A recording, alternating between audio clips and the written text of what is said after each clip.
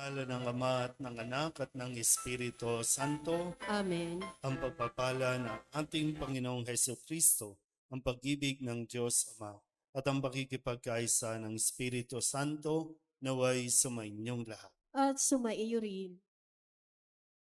Mga kapatid, tinipon tayo bilang mga kaanib na angkan ng Diyos, kaya dumulog tayo sa maawaing Panginoong nagpapatawad ng lubos. Sinugong tagapagpagaling sa mga nagsisisi, Panginoon, kaawaan mo kami. Panginoon, kaawaan mo kami. Dumating na tagapag-anyayang mga makasalanay magsisi, Kristo, kaawaan mo kami. Kristo, kaawaan mo kami. Nakaluklok ka sa kanan ng Diyos Ama para ipamagitan kami. Panginoon, kaawaan mo kami. Panginoon, kaawaan mo kami. Kaawaan tayo ng makapangyarihang Diyos, patawarin tayo sa ating mga kasalanan at patnubayan tayo sa buhay na walang hanggan. Amen. Manalangin tayo. Ama naming makapangyarihan, ibalik mo kaming muli sa iyong piling at upang ganap na pakinabangan namin ang 40 araw na paghahanda para sa Pasko ng pagkabuhay. Hubugin mo sa iyong aral ang aming kalooban sa pamamagitan ni Jesucristo kasama ng Espiritu Santo magpasawalang hanggan. Amen. Maupo po ang lahat.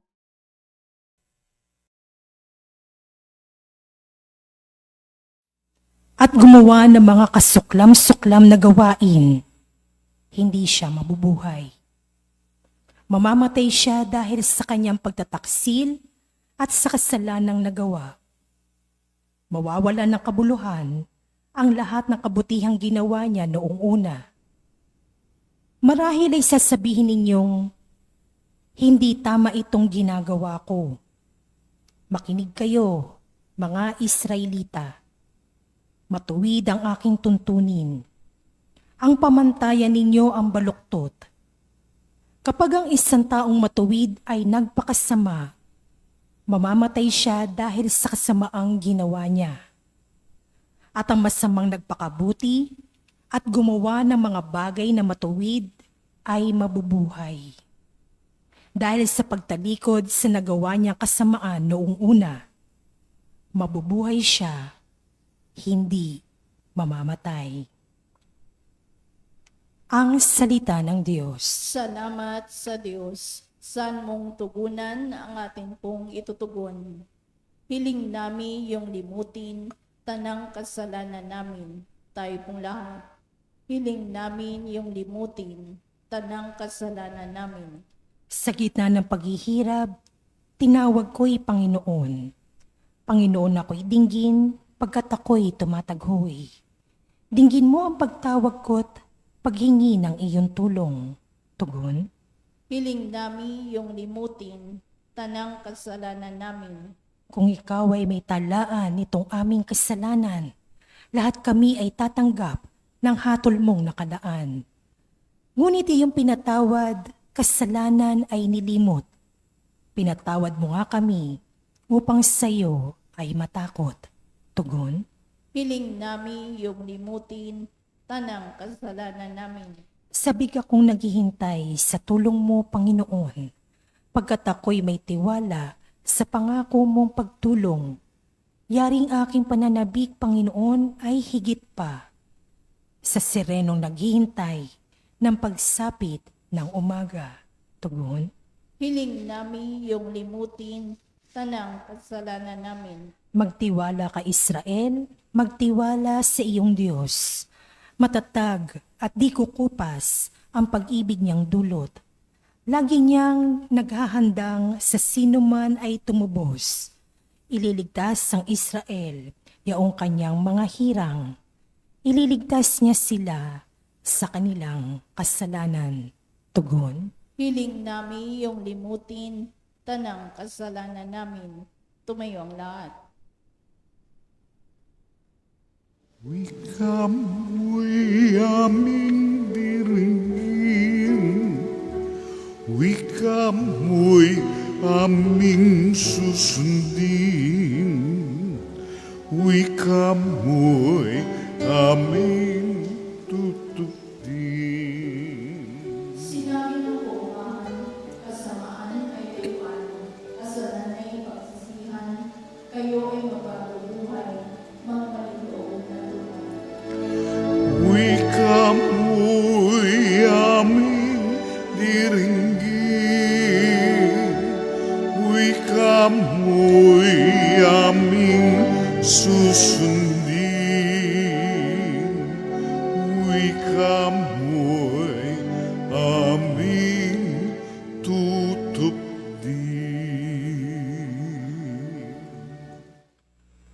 Sumainyo ang Panginoon. At sumaiyo rin. Ang mabuting balita ng Panginoon ayon kay San Mateo. Papuri sa iyo, Panginoon.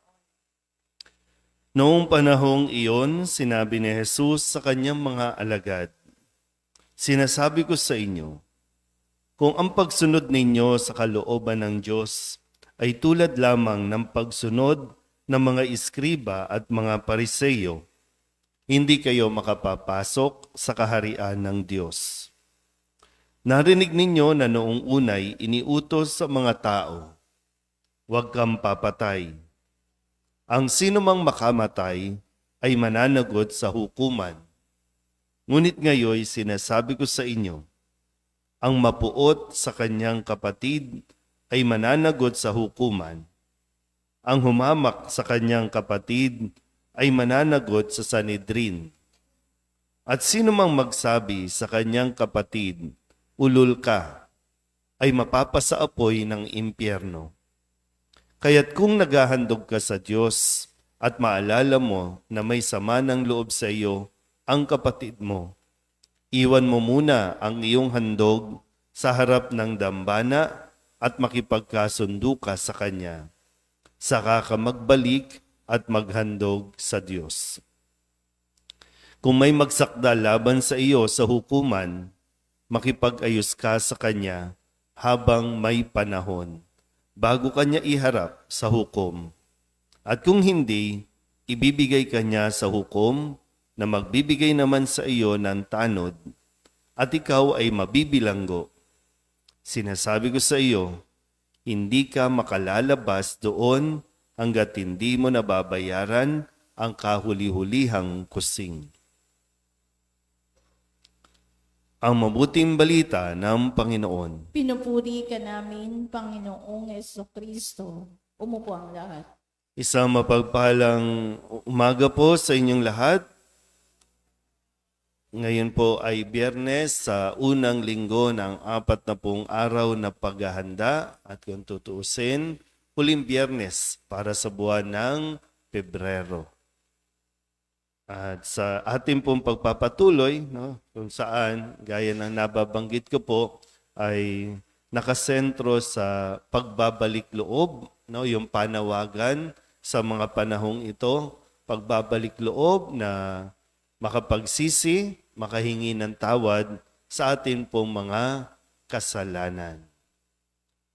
Pero dito po sa ating narinig na pahayag na ating Panginoon mula kay San Mateo ay sinasabi nga po dito na huwag tayong tumulad sa mga iskriba at mga pariseyo na naiiwan lang sa mga ritual, sa mga panlabas na mga gawain o panlabas na pagsunod sa mga ritual na kanila pong nakasanayan na. Maari, pwede sa panahon natin ngayon, itong pagsisimba natin. So hindi sapat yung nagsisimba lang tayo at sinasabi natin, araw-araw naman akong nagsisimba. Okay, wala nang problema doon. Pero yung tanong, eto nga. Ang sabi ni Jesus, kung maalala mo na may sama ng loob sa iyo ang kapatid mo. Pag sinabing kapatid, hindi lang yung kapatid. Yung kadugo, ito yung mga tao sa paligid natin, yung kapwa natin. Ulitin nga po, kung maalala mo na may sama ng loob sa iyo ang kapatid mo, iwan mo ang iyong handog sa harap ng dambana makipagkasundo ka sa Kanya.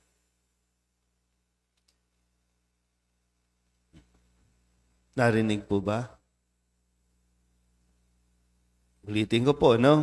Kung maalala mo na may sama ng loob sa iyo ang kapatid mo. Kapatid, magulang, kaibigan, kapitbahay, kung sino man, no, na nakikilala mo. So, ang sabi ni Jesus, makipagkasundo ka sa Kanya. Bago pa mahuli ang lahat, bago pa tayo humarap sa hukom. At sino ang hukom? Sino ang hatol? Ang Diyos. Kaya nga isang grasya, no? Sabi ko po, nitong mga nakalipas, isang grasya na ihingin natin ay yung magkaroon tayo ng lakas ng loob, harapin yung mga taong nakagawa sa iyo ng hindi maganda.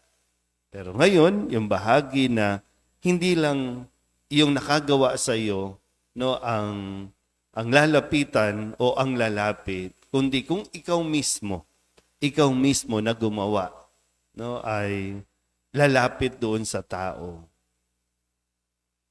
Sa mga kwento natin, no, kwento ng buhay, minsan yung mga sama ng loob natin na nakabaon, na minsan talagang lilitaw at lalabas, yung mga sama ng loob na sinopres, yung mga samaan ng loob na para bang akala mo lang pinagwalang bahala mo, yung kala mo kinalimutan mo, hindi mo naman talaga kinalimutan.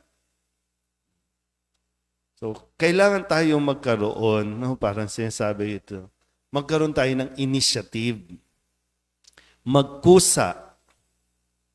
Kung alam natin, no, kaya nga habang may panahon, mag-reconcile. Bago mahuli ang lahat.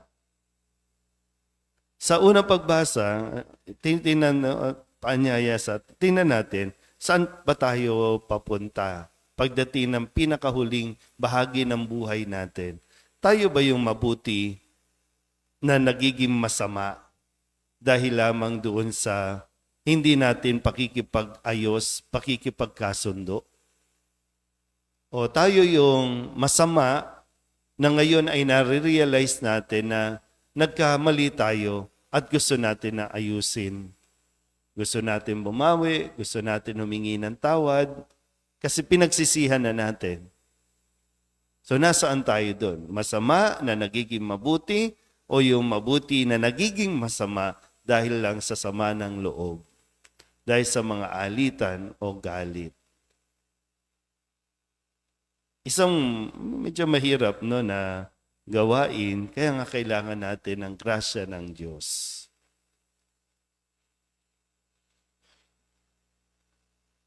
Ano gagawin natin? Tumatanda na tayo karamihan dito. Dadalawa na lang ang bata dito. Pero tayong mga tumatanda na, baka itinatago mo lang yung sama ng loob. O kaya naman, hindi ko alam, no? Yung bang, nahihiya ba tayo? O gusto lang natin mamuhay na sa pride? Kaya kahit alam mong nakagawa ka ng mali, hayaan mo na yan. Pero hindi talaga mahayaan. Kasi nandyan dala-dala mo, dinadala mo ng napakatagal na panahon. Magpasa hanggang ngayon, dala-dala mo yan. Pero sana po, no, gaya ng sinabi dito, kasi minsan, wala lang, no? Dahil nga hindi tayo matinong mag-isip noon, hindi natin naisip na nakasakit tayo, hindi natin naisip na nakaagrabyado tayo, pero yun nga sabi, kung malaman mo, no, kung malaman mo na may sama ng loob sa iyo, ikaw na mismo, para nang sa ganon, mapalaya mo ang iyong sarili, mapalaya nyo, at baka sakali, mapanumbalik, no, yung dating samahan. Pero nasa sayo kung hanggang kailan mo bibit-bitin, nasa sayo kung hanggang kailan mo yan dadalhin. Pero wag naman sana, no, kasi marami po nagdala na ng ganyan sa hukay. Kaya yung mga buhay, hindi matahimik. Isa sabi na kahit mga kaluluwa, hindi matahimik eh. Kasi malinaw naman na kapag hindi natin nagawa ito, pagbabayaran natin. Hindi tayo makakalabas hanggat hindi nababayaran ang kahuli-hulihang kusing. So para sa pananampalataya natin, kasi hindi ka naman masamang tao, no? Sinikap mo naman magpakabuti pero hindi mo lang naayos yung relasyon ninyo, hindi ka nakahingi ng tawad, hindi ka nakapagpatawad. Ang sitwasyon na ito, no, para bang sinasabi, yung pananampalataya natin na pagbabayaran natin pa rin doon sa purgatorio hanggang ma-purify tayo. So, gaano katagal? Kaya ngayon, habang nandito pa, buhay pa tayo, pagsumikapan natin na ayusin, makipagkasundo habang may panahon pa. Amen?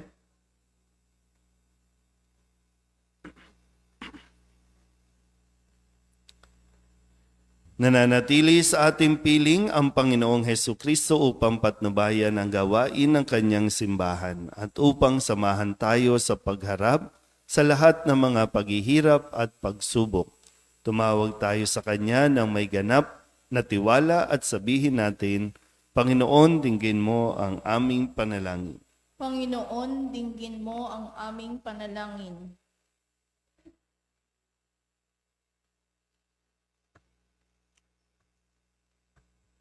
Ang buong simbahan, naway pagpanibaguhin ang biyaya ng Pasko ng muling pagkabuhay. Manalangin tayo sa Panginoon. Panginoon, dinggin mo ang aming panalangin. Sa lahat ng tao sa mundo, naway maibigay ang kapayapaang ibinigay ng Panginoong muling nabuhay sa kanyang mga apostol. Manalangin tayo sa Panginoon. Panginoon, dinggin mo ang aming panalangin. Ang mga nangangailangan, naway tulungan natin at bigyan sila ng makapapawi ng pagkagutom ng kanilang katawan at kaluluwa. Manalangin tayo sa Panginoon. Panginoon, dinggin mo ang aming panalangin. Ang mga may sakit at may kapansanan, naway makatanggap ng ginhawa at pag-asa mula sa mga tumutulong sa kanila. Manalangin tayo sa Panginoon. Panginoon, dinggin mo ang aming panalangin. Ang mga naunang lumisan sa mundong ito, naway tanggapin sa dalampasigan ng walang hanggan. Manalangin tayo sa Panginoon. Panginoon, dinggin mo ang aming panalangin. Idulog din natin sa Panginoon ang ating mga personal na kahilingan at mga panalangin para sa ating mga pamilya, kasama ang mga kahilingan ng mga nanonood sa online at ang mga kahilingan, mga misang pasasalamat, espesyal na intensyon, agarang paggaling ng mga may sakit at ang mga kaluluwa na inihiling na ipagdasal sa misang ito.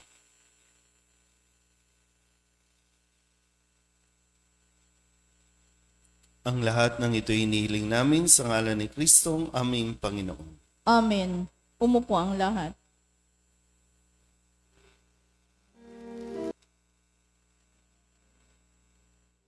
Buksan ng aming puso, turuan mong mag-alam sa bawat pagkukuro, lahat ay makayakap. Buksan ang aming isip, sikatan ng liwanag ng kusang matangkilik, tungkuling naman na buksan ng aming palad, sarili maialay, tulungan mong ihanap kami ng bagong malay. Manalangin kayo mga kapatid upang paghahain natin ay kalugdan ng Diyos Amang makapangyarihan. Tanggapin nawa ng Panginoon itong paghahain sa iyong mga kamay, sa kapurihan niya at karangalan sa ating kapakinabangan at sa buong sambayanan niyang banal. Ama naming lumikha, tanggapin mo ang aming mga alay na niloob mong magdulot ng iyong pakikipagtipan upang ito ay aming mapakinabangan bilang tagapagbigay ng iyong pagdingap at pagmamahal sa pamamagitan ni Jesucristo kasama ng Espiritu Santo magpasawalang hanggan. Amen. Sumainyo ang Panginoon. At sumaiyo rin. Itaas sa Diyos ang inyong puso at diwa. Itinaas na namin sa Panginoon. Pasalamatan natin ang Panginoong ating Diyos. Marapat na siya ay pasalamatan. Ama naming makapangyarihan, tunay nga marapat na ikaw ay aming pasalamatan sa pamamagitan ni Jesucristo na aming Panginoon.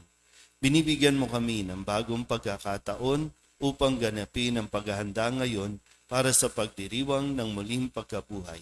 Kaysa ng iyong anak na minamahal, aming inilalaan ang panahon, talino at yaman para ganapin ang iyong kalooban na ang kapwa-tao ay lubos na damayan. Sa pagdiriwang namin sa aming pagsilang bilang mga kaanib ng iyong sambayanan, kami iyong pinagkakamit ng katayuang ganap sa pagtatangkilik. Kaya kaysa ng mga anghel na nagsisiawit ng papuri sa iyo nang walang humpay sa kalangitan, kami nagbubunyi sa iyong kadakila.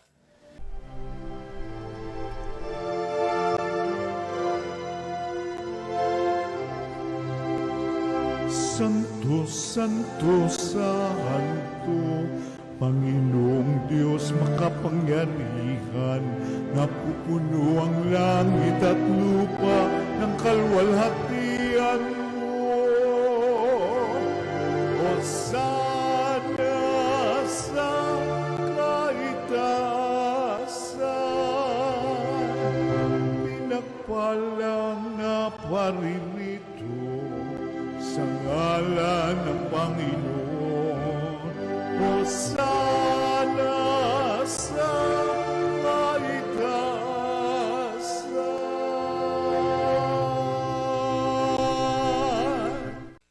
Ama naming banal, ikaw ang bukal ng tanang kabanalan. Kaya't sa pamamagitan ng iyong Espiritu, gawin mong banal ang kaloob na ito upang para sa aming maging katawan at dugo ng aming Panginoong Hesu Kristo. Bago niya pinagtisang pusang loob na maging handog, inawahan kaniya ang tinapay, inasalamatan kaniya, pinaghati-hati niya iyon, iniabot sa kanyang mga alagad at sinabi, tanggapin ninyong lahat ito at kanin, ito ang aking katawan na ihahandog para sa inyo.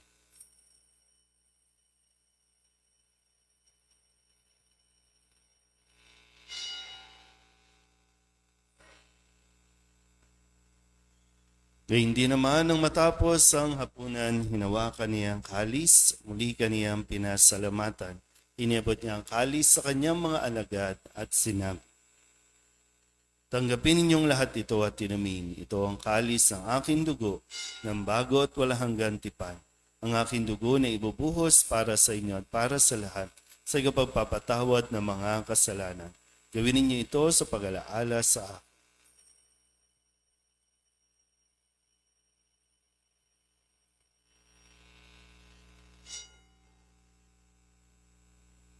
Ipagbunyi natin ang misteryo ng pananampalataya. Si Kristo'y namatay, si Kristo'y nabuhay, si Kristo'y babalik sa wakas ng panahon. Ama, ginagawa namin ngayon ang pag-alaala sa pagkamatay at muling pagkabuhay ng iyong anak, kaya tiniaalay namin sa iyo ang tinapay na nagbibigay buhay at ang kalis na nagkakaloob ng kaligtasan.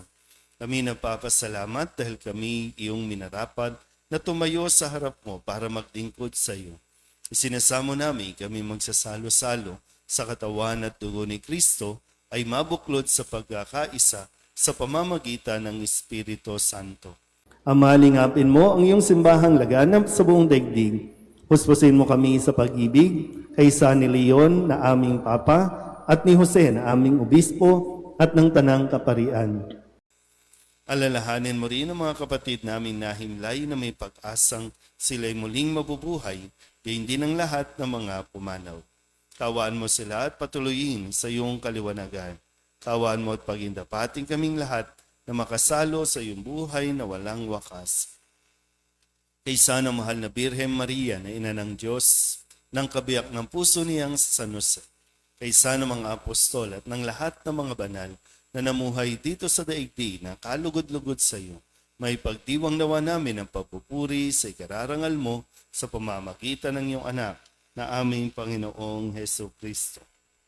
Sa pamamagitan ni Kristo, kasama niya at sa Kanya, ang lahat ng parangal at papuri ay sa iyo, Diyos amang makapangyarihan, kasama ng Espiritu Santo, magpasawalang hanggan.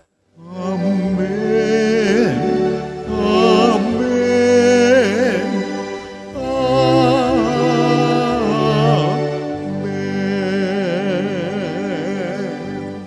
Sa tagubilin naman nakagagaling na utos at turo ni Jesus sa Panginoon natin na Diyos, ipahayag natin ang lakas loob.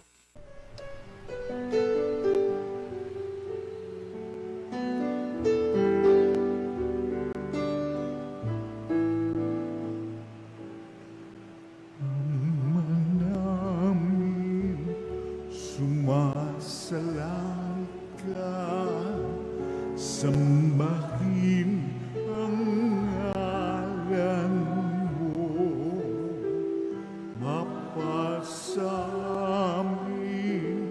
ang kaharian mo, sundin ang loob mo.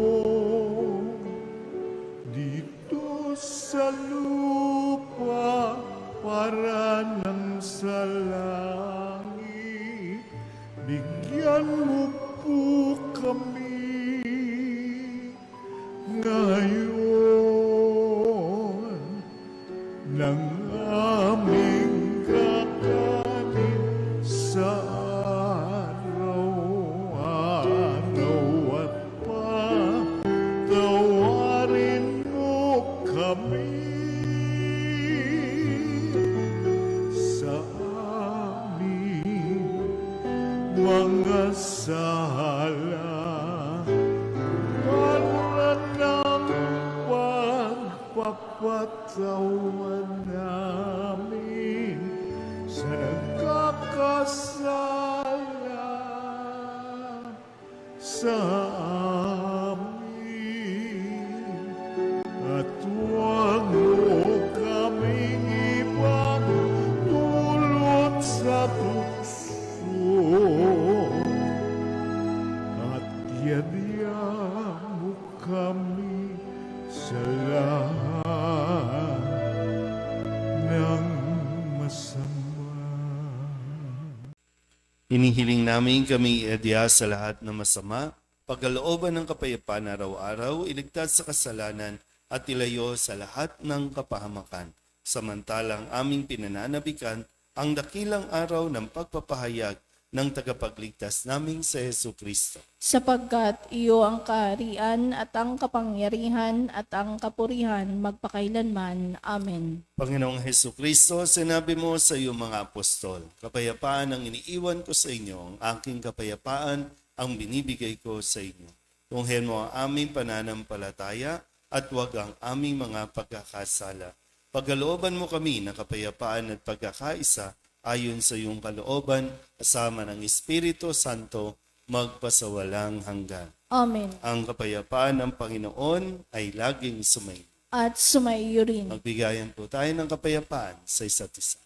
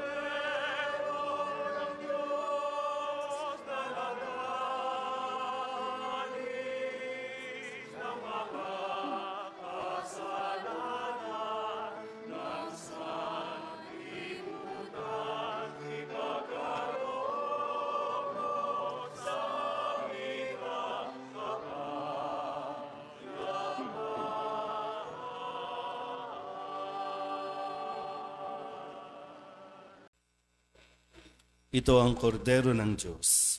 Ito ang nag-aalis ng kasalanan ng sanlibutan. Mapalad ang mga inaanyayahan sa kanyang piging. Panginoon, hindi ako karapat-dapat na magpatuloy sa iyo, ngunit sa isang salita mo lamang ay gagaling na ako. Katawan ni Kristo, Amen.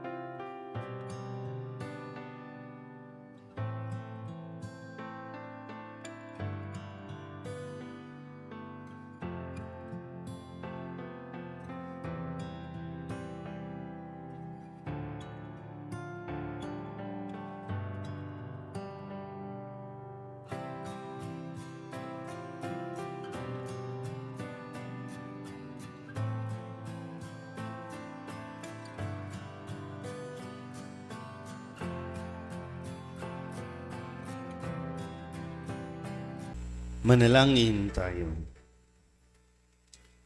Ama naming mapagmahal, ang banal na pakikinabang namin ngayon ay magdulot nawa ng kagalingang sa aming nauukol at pagkadalisay ng aming makasalanang kahapon. Kami naway laging makasalo mo sa habang panahon sa pamamagitan ni Jesucristo kasama ng Espiritu Santo magpasawalang hanggan. Amen. Sumainyo ang Panginoon. At sumaiyo rin. At pagpalain kayo ng makapangyarihang Diyos, Ama at Anak at Espiritu Santo. Amen. Tapos ang banal na misa, umayo tayo sa kapayapaan ni Kristo. Salamat sa Diyos. Magandang umaga po. Magandang umaga po, Father.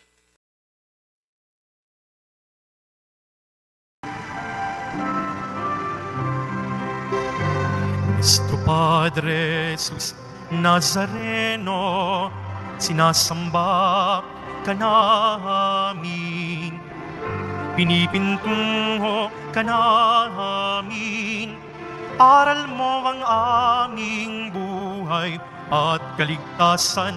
Nuestro Padre Jesus Nazareno, iligtas mo kami sa kasalanan.